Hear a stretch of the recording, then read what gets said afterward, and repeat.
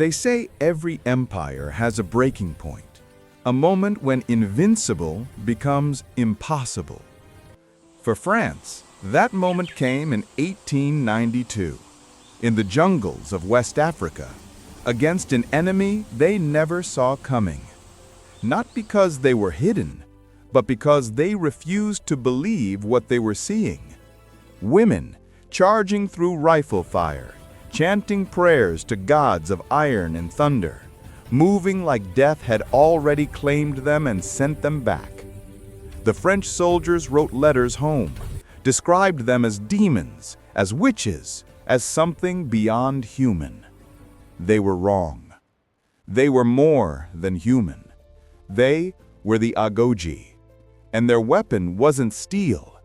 It was something far more dangerous, something no colonial army had ever faced. Unshakable faith.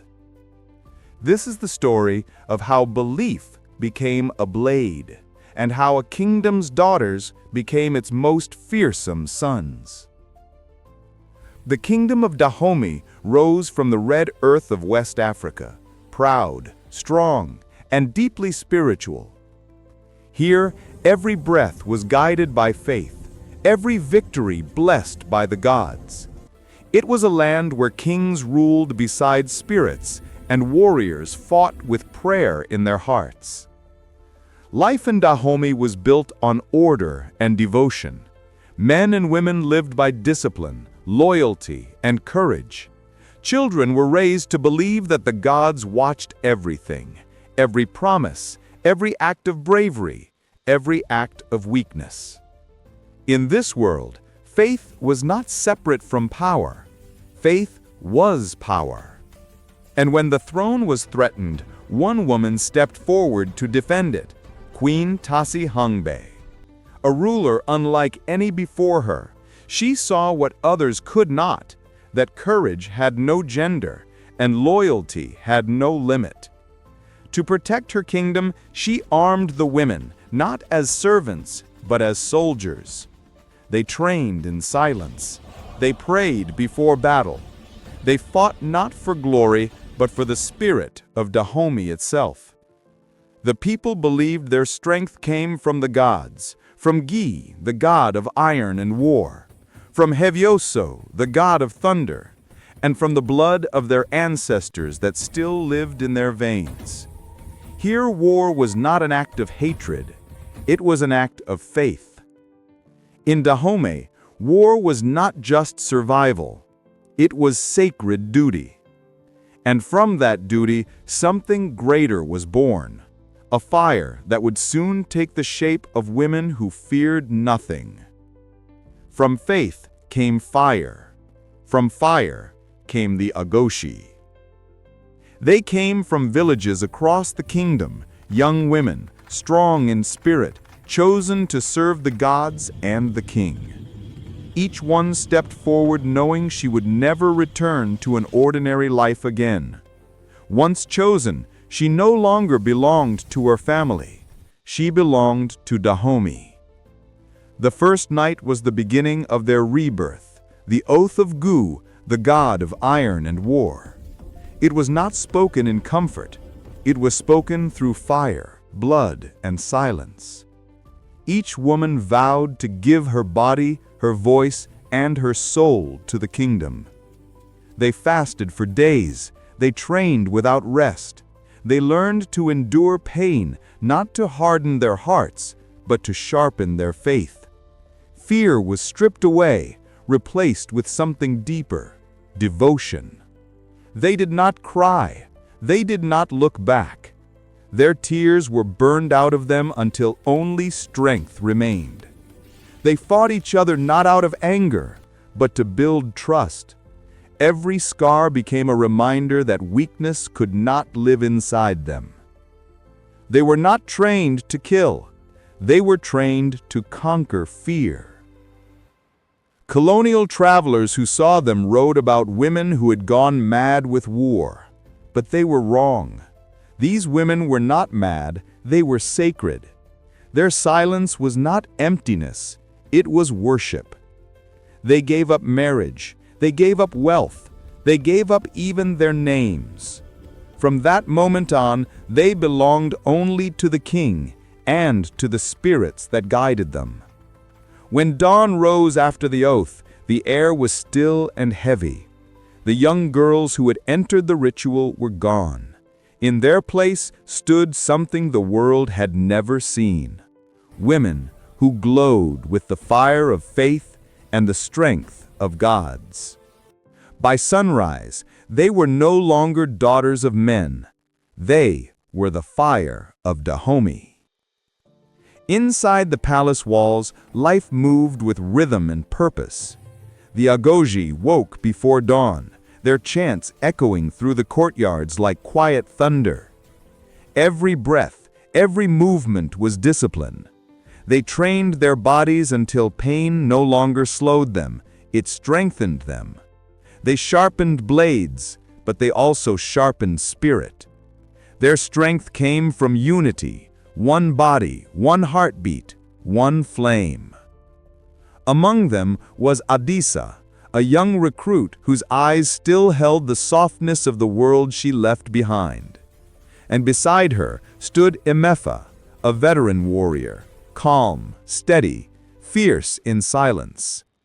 She taught her not only how to fight, but how to think, how to breathe, how to carry herself with the dignity of the gods. When Agojie faltered, she did not scold her. She whispered, "Pain is not your enemy. Fear is." And with those words, Agojie learned that the true battle began long before the first blade was raised. Together they prayed before training, their voices rising like smoke to the heavens. Before meals they sang to honor their ancestors. Before rest they spoke no words, only silence. A silence so deep it became sacred. They lived by silence, fought by faith, and loved through loyalty. Their bond was unbreakable, not forged by blood, but by choice. Each warrior carried the others in her heart. Each scar told the story of the sister beside her. Their victories began to spread across kingdoms. Merchants whispered of women who could not be defeated, of soldiers who fought with the calm of saints and the fury of storms. The world began to fear their name, the Agojie. But inside the palace, they remained humble, their faith as constant as the beating of the drums. And yet, while their courage grew, a new shadow moved beyond the forests, one that bowed to no god and worshipped only greed. It was coming for their kingdom, and soon it would test everything they believed in. The world was changing. The 19th century brought ships with flags the people of Dahomey had never seen before. They came from across the sea, men in strange clothes, speaking strange tongues, carrying weapons that spat fire and smoke. To Europe, Dahomey was a prize. To the Agojie, it was sacred ground. At first, they came with smiles. They spoke of trade, of peace, of friendship. But behind their words were plans. Plans drawn on maps, lines dividing lands that were not theirs to take. The French watched Dahomey with greedy eyes. They studied its markets, its palaces, its army. And when they saw women standing guard with spears in hand, they laughed. They called them a spectacle, a curiosity. They said no woman could stand before their guns. But in the palace, the drums still beat. King Geso and his successors knew what was coming. They prayed to the gods of war, to the spirits of their ancestors. They gathered the Agojie and told them the land of Dahomey is not for sale. It is the heart of our people. Every morning, the Agojie trained harder. Every night, they prayed longer. Their chants filled the courtyards, rising like a wall of sound against the tide that was coming. The French polished their rifles. The Agojie sharpened their blades. One side trusted in machines, the other in gods. The empire brought rifles. Dahomey brought its soul. And soon the two would meet. The year was 1892.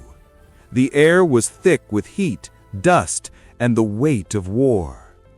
The French army marched forward, lines of men, rifles gleaming, cannons ready.